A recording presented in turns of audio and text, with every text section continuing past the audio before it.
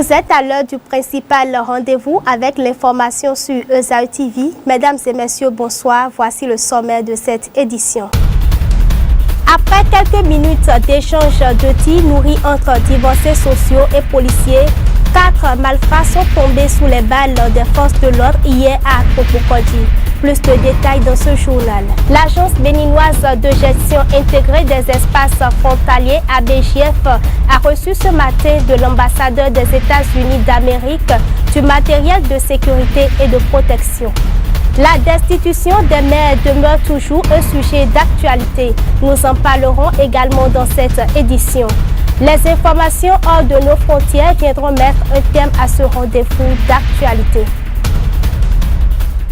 À nouveau, bonsoir.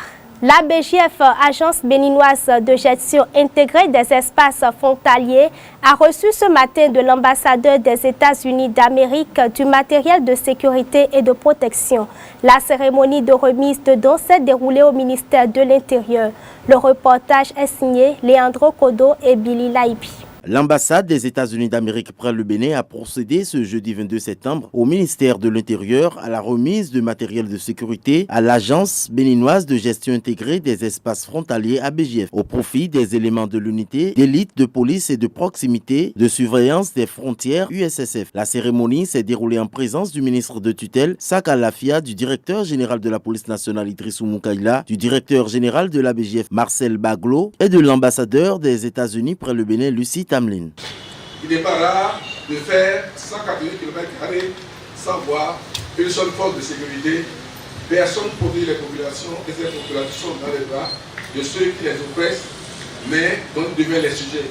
Nous avons remarqué que croyant baliser le territoire, nous avons un maillage sécurité très faible. Si vous prenez la frontière entre le Bénin et le Nigeria, nous avons 3200 entrées. Et nous avons 5 postes de contrôle. L'unité spéciale de surveillance des frontières USSF est une unité d'élite de la police nationale conjointement créée par la DGPN et la Direction générale de l'ABGF. Elle s'est investie d'une mission de surveillance continue du territoire, des bornes frontières et de police de proximité dont les populations frontalières ont besoin pour vivre dans la quiétude et développer leurs activités économiques. Je suis en train d'assister à la remise des dons de matériel organique, de matériel de protection, de matériel qui permettent à nos forces de pouvoir accomplir leur mission dans la confiance. Et ces policiers qui sont dans les espaces frontaliers, ils assurent des missions de prévention.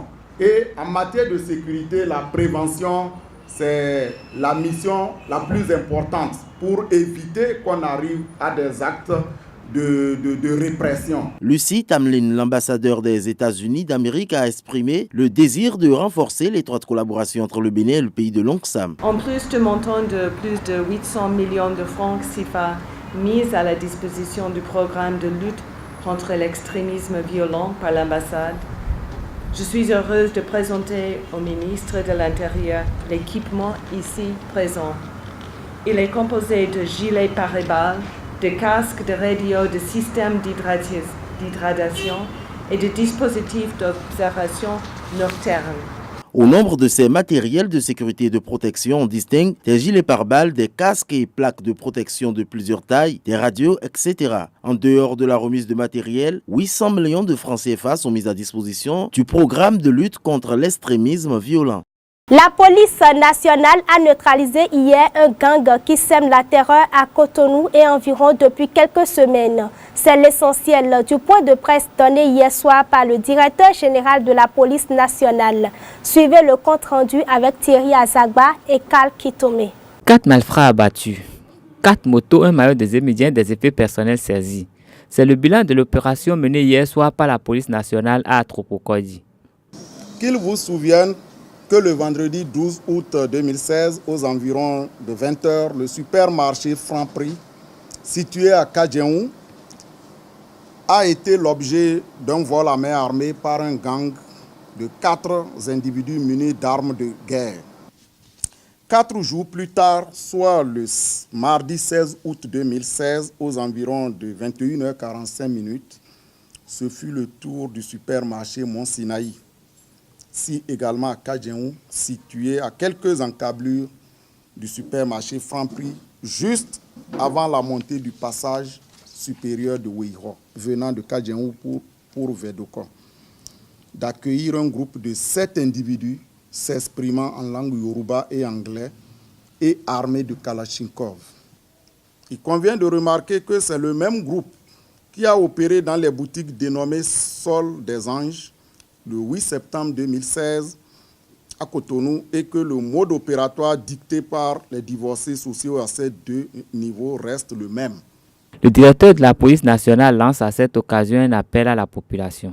Donc sachez que les forces de sécurité travaillent et ce que nous vous demandons, c'est la collaboration. Aujourd'hui, ce qui a permis d'interpeller ces messieurs, de les neutraliser, c'est la force du renseignement. Donc c'est de la population. Vous devez nous aider, vous devez collaborer afin qu'on mette ces hors-la-loi, hors de nuit. La sécurité, c'est d'abord l'affaire de la population, dit le ministre de l'Intérieur. Une équipe de ZAE-TV a été dépêchée sur les lieux tôt ce matin pour voir dans quel environnement ces malfrats évoluent. À Tropokondi ce matin, les populations n'ont pas hésité à se confier à nos reporters.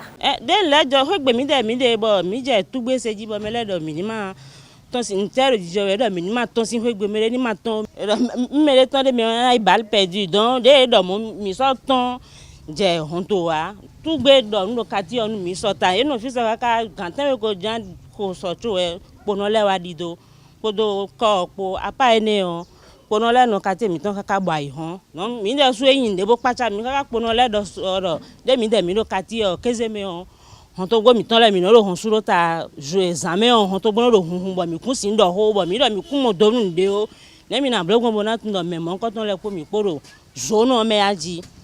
En fait, c'était hier que je venais au siège là, avec la trésorière générale, quand j'ai vu les policiers qui nous ont dit de faire demi-tour. Donc par rapport à ça, moi j'ai dû me cacher avec la TG. Quand j'ai commencé à entendre des coups de feu, pac, pac, pac, pac, pac, pac, pac. Donc ce que j'ai appris, c'est que à la fin des opérations, j'ai vu des policiers qui ont fait sortir des corps, mais que personne n'a vu les corps. Et c'est des gens qui sont dans le quartier, qui ne font pratiquement rien et ils nous font souvent très peur.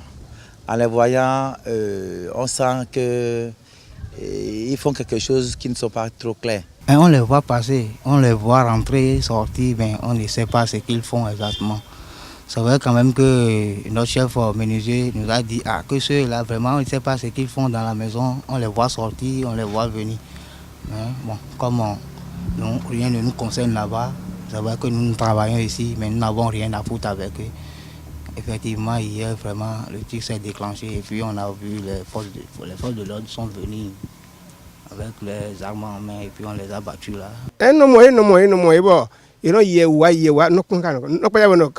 Mais là, là, c'était des croix.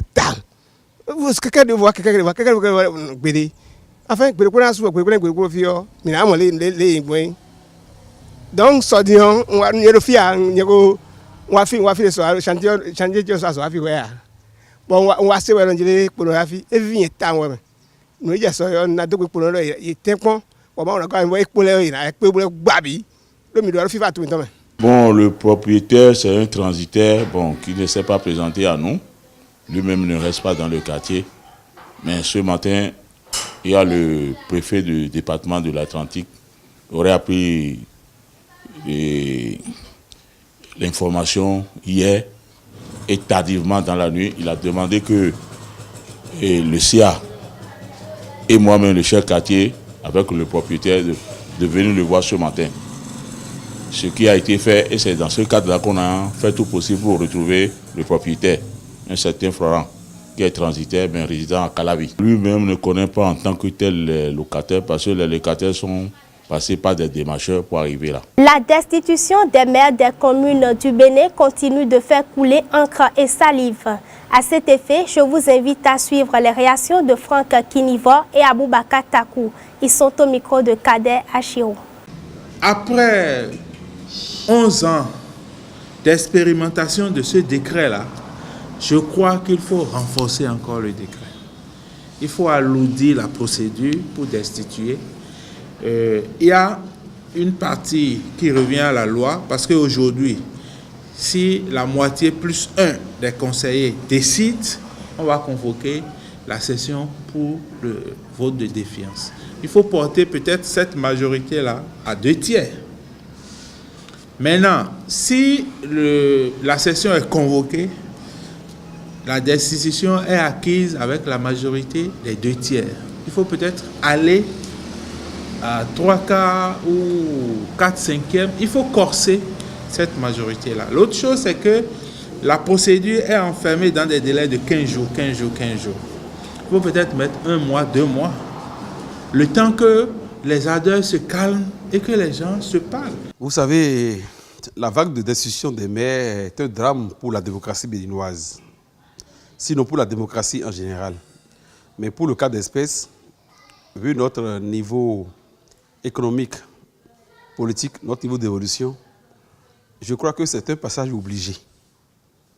Et ce n'est même pas la peine de croire que c'est le chef de l'État qui est en dessous de ces décisions. Non. Il est plus aisé pour les populations de savoir que leur maire, leur autorité, fait partie de la mouvance en place que de le savoir être de l'opposition. Le régime de fin, celui de Toboni Yahi, avait installé des maires propres à son obédience. À son départ, évidemment, d'autres entités proches de l'actuel pouvoir ont bien voulu revenir sur la scène, ont bien voulu s'accaparer des dividendes de leur appartenance au système en place, ce qui plairait non seulement aux populations et qui arrangerait dans une certaine mesure le développement de la localité. Au Gabon, on est tout près de savoir si Ali Bongo a oui ou non bien été réélu à la tête du pays lors de la présidentielle du 27 août dernier. Le camp de son adversaire Jean Ping avait déposé un recours devant la Cour constitutionnelle qui est la plus haute juridiction du pays. C'est la page Inter que nous propose Sylvie Kounakbo. 2 avocats ont déposé hier matin une plainte auprès du doyen des juges d'instruction du tribunal de grande instance de Paris. Ils accusent le pouvoir gabonais d'arrestation et détention, torture, tentative d'assassinat et même de crimes contre l'humanité. Maître Éric Moutet et Maître William Bourdon représentent 2 franco-gabonais ayant vécu l'attaque du QG de l'opposant Jean Ping par les forces de l'ordre le soir du 31 août. L'un est en France, l'autre toujours emprisonné au Gabon. C'est à ce titre qu'ils saisissent la justice française. L'assaut du QG avait fait des victimes. Plusieurs centaines de personnes avaient ensuite été arrêtées. Maître Moutet et Maître Bourdon parlent de massacres, de tirs sur une population désarmée. Maître William Bourdon explique n'avoir aucun doute sur la gravité et la qualification des faits. Restons toujours au Gabon pour dire que le recomptage des résultats de la présidentielle a commencé à la Cour constitutionnelle. Le camp de Jean Ping exigeait un recomptage des procès-verbaux dans le Haut-Ogooué, la province où Bongo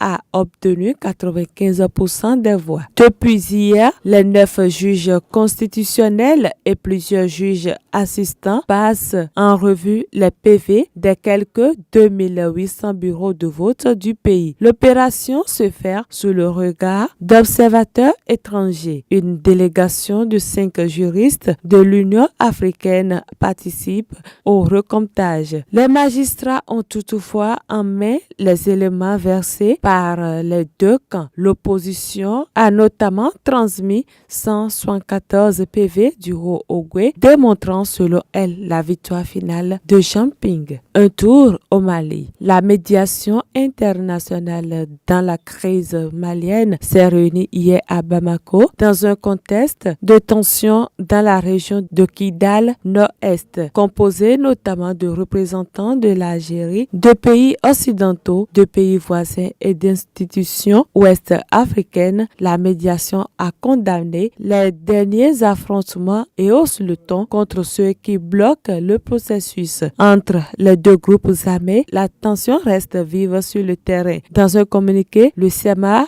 accuse le Gitia de violation de cessez-le-feu et de violation des droits de l'homme, ce que demande le groupe armé pro-gouvernement. La médiation internationale, au cours de sa réunion de ce mercredi, a demandé aux deux mouvements armés de mettre un terme aux graves affrontements. Ce journal a été réalisé par l'ensemble de la rédaction. Je vous remercie de l'avoir suivi. Restez connectés sur www.esautv.com.